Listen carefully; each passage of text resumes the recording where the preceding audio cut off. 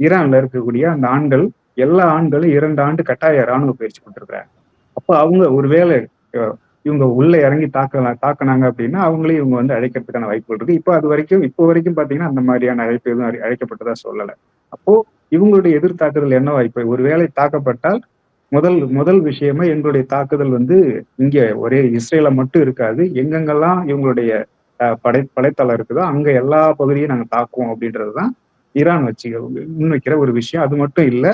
இன்னொரு விஷயம் என்ன சொல்றாங்க அப்படின்னா, இப்ப ஈரான வந்து நீங்க அந்த வெனிசுவேலாவை எப்படி வந்து அவங்கள வந்து சுற்றி வளைச்சு, அவங்களுக்கு ஒரு இந்த பிளாக்கேட்ன்னு சொல்லுவாங்க.